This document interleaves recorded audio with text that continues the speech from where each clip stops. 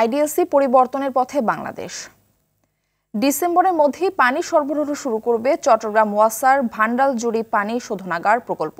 চট্টগ্রাম নগরীর বাইরে প্রথমবার ওয়াসার সুপেয় পানি পাবে পটিয়া, কর্ণফুলী, আনোয়ারা ও বোয়ালখালী উপজেলার বাসিন্দারা। ১,৯৯৫ কোটি টাকা ব্যয়ে নির্মিত প্রকল্পটি দিনে ৬ কোটি লিটার পানি সরবরাহ করবে। চট্টগ্রাম থেকে সাইফুল মাহমুদের প্রতিবেদন, জানাচ্ছেন সৈয়দ মাহমুদ। ইতোমধ্যে ট্রায়াল রান শেষ। পানির পাইপে কোনো লিকেজ আছে কিনা এমন খুঁটিনাটি বিষয়গুলো শেষবারের মতো খতিয়ে দেখা হচ্ছে এখন। সব ঠিক থাকলে ডিসেম্বরের মধ্যেই ভান্ডালজুড়ি পানি শোধনাগার প্রকল্প চালু করার প্রত্যাশা চট্টগ্রাম ওয়াসার।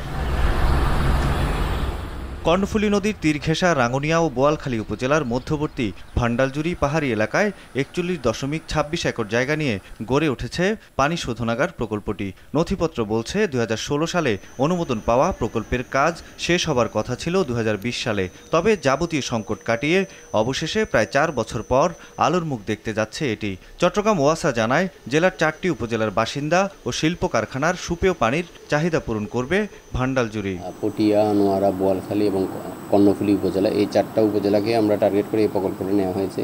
কারণ বিশেষত আনোয়ারা এবং পটিয়া এলাকায় যে সমস্ত শিল্প প্রতিষ্ঠান আছে ওখানে পানির সমস্যা, এবং সাথে সাথে ওই উপজেলাগুলোর যারা স্থানীয় বাসিন্দা আছে ওনারা স্যালাইন ওয়াটারের জন্য ওনারা পানি ব্যবহার করতে পারেন না।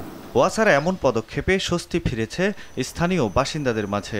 পটিয়া 17 ইউনিয়নের লোকজনেই উপকৃত হবে। এটা আমাদের সবার জন্য অবশ্যই খুশির খবর। যারা এই প্রকল্পের সাথে জড়িত সংশ্লিষ্ট সবাইকে আমরা অভিনন্দন জানাই। শুধু প্রকল্প চালু নয়, কঠোর নজরদারির মধ্য দিয়ে নিরাপদ পানি সরবরাহ নিশ্চিতের দাবি জানিয়েছে স্থানীয় বাসিন্দারা।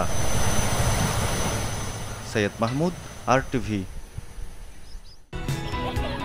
মেয়ের জন্য ফিউচার প্ল্যান করে রেখেছি আমার ফাইন্যান্সিয়াল পার্টনার আইডিএলসির সাথে।